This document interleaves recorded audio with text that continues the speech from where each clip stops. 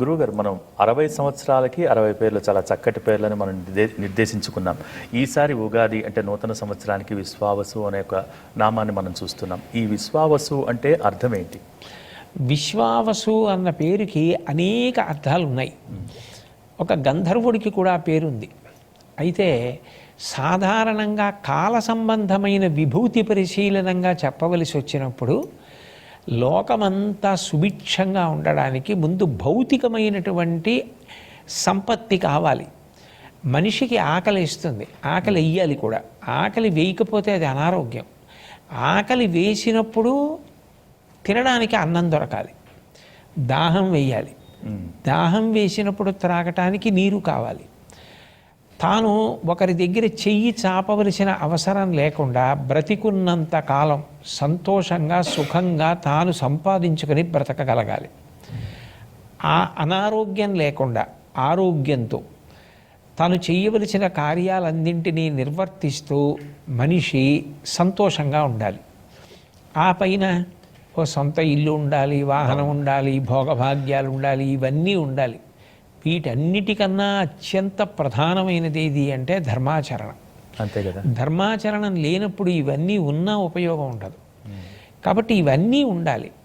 విశ్వావసు అన్న మాటకు అర్థం ఏమిటంటే విశ్వమంతా కూడా ఎవరూ ఇబ్బంది పడవలసిన అవసరం లేకుండా ఏ సంపద ఉంటే అందరూ సంతోషంగా ఉంటారో అటువంటి సంపద వారికి ఉంటుంది.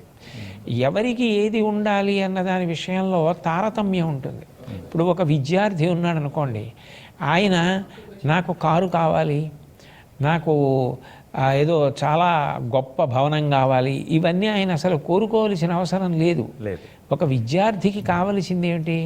నాకు బాగా బోధించగలిగిన అధ్యాపకుడు దొరకాలి, ఆయన చెప్పినది అర్థం చేసుకునేటటువంటి శక్తి నా యందు ఉండాలి, ఆయన చెప్పింది నా మనసులో స్థిరంగా నిలబడిపోవాలి, నేను విద్యయందు బాగా వృద్ధిలోకి రావాలి, అటువంటి కోరిక ఉండాలి. ఆ కోరిక తీరడానికి కావలసిన వ్యవస్థ సమాజంలో ప్రకాశించాలి.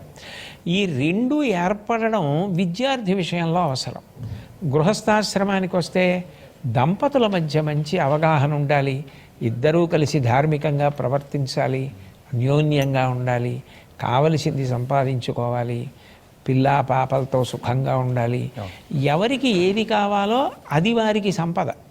అంతేగాని అందరికీ సంపద అంటే ఒక్కటే అవదు. ఏది ఎవరికి కావాలో అది వారికి పుష్కలంగా అందేటట్టుగా ఈశ్వరుని యొక్క అనుగ్రహ శక్తి ప్రకాశించేటటువంటి కాలముతో కూడుకున్నది. కాబట్టి విశ్వావసు.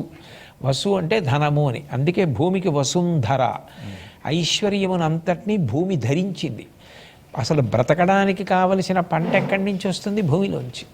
ఓ ఇల్లు కట్టుకోవాలంటే ఇటుకలు, కలప, ఒక వాహనం తయారు చేయడానికి కావలసిన లోహం, ఆ వాహనంలో నింపుకోవడానికి కావలసిన ఇంధనం అన్నీ భూమిలోంచే వస్తున్నాయి.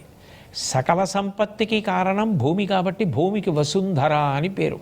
వసు అంటే ధనము అని.